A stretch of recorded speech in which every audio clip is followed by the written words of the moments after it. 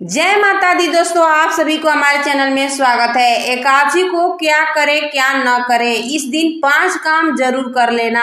एकादशी व्रत के 11 नियम, इससे जुड़ी और पूरी जानकारी इस वीडियो में है, बिना स्किप किए लास्ट तक देखना।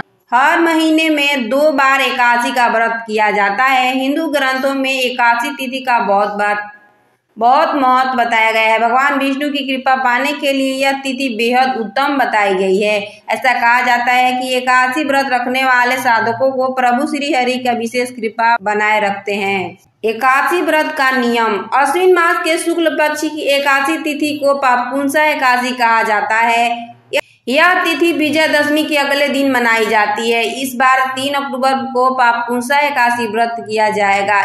इस दिन तुलसी से जुड़े कुछ उपाय कर लेने से श्री हरि नारायण की कृपा पा सकते हैं। जानिए क्या है तुलसी के कौन से उपाय आपके लिए लाभकारी होंगे। अगर आप लक्ष्मीपति श्रीमन नारायण की कृपा प्राप्त करना चाहते हैं तो यह उपाय जरूर करें। इसके लिए एकादशी के दिन सूर्यास्त के बाद तुलसी जी के पास घी का दीपक जलाएं। इसके साथ ही हाथ जोड़कर 11 या 7 बार परिक्रमा करें। माना जाता है कि तुलसी जी के पास दिया जलाने से नकारात्मक शक्तियों से छुटकारा मिलता है। तुलसी जी को विष्णु प्रिय भी कहा गया है। ऐसे में तुलसी पत्र के बिना विष्णु का भोग अधूरा माना जाता है। अगर आप अपनी मनोकामना की पूर्ति चाहते हैं तो एकादशी पूजा के भोग में तुलसी जरूर अर्पित करें। इस दिन 5 काम जरूर करें, कमाल हो जाएगा। पहला, इस दिन घर के मुख्य द्वार पर घी का दीपक जलाने से माँ लक्ष्मी की वास होता है और धन और सुख समृद्धि का आगमन होता है।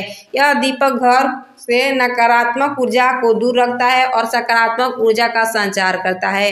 विशेष रूप से इस दिन दीप जलाने से परिवार में सुख शांति बनी रहती है। दूसरा, एकादशी के दिन भगवान विष्णु की पूजा, उपासना और कीर्तन अत्यधिक पुण्यदायी माने जाते हैं। विशेष रूप से शाम के समय कीर्तन करने का महत्व है। अत्यधिक बताया गया है कि शाम के समय कीर्तन करने से घर में सकारात्मक ऊर्जा का संचार होता है। यह समय दिन की समाप्ति और रात के आगमन का होता है, जब नकारात्मक शक्तियां सक्रिय हो सकती है। ऐसे में भगवान विष्णु की कीर्तन नकारात्मक ऊर्जा को दूर करती है और वातावरण पवित्र और शांत हो जाता है। यह मानसिक शांति और आध्यात्मिक ऊर्जा को बढ़ाता है। चौथा नंबर, इस पवित्र दिन पर शाम के समय भगवान विष्णु की आराधना का विशेष महत्व है। पापपुंसा एकादशी पर भगवान विष्णु की आरती करें और उनके सक्षम दीप जलाकर ओम नमो भगवते वासुदेवाय मंत्र का जाप करें। ऐसा करने से व्यक्ति के जीवन में पापों को नाश होता है और भगवान की कृपा सदैव आप पर बनी रहती है। विष्णु सहस्त्र नाम का पाठ करने से जीवन में आने वाली समस्या का अंत होता है। 5वां नंबर, तुलसी माता भगवान विष्णु को अत्यधिक प्रिय है और पापपुंसा एकादशी के दिन तुलसी की पूजा विशेष महत्व है। शाम के समय तुलसी के पौधे के सामने दीपक जलाकर उनकी आरती करें।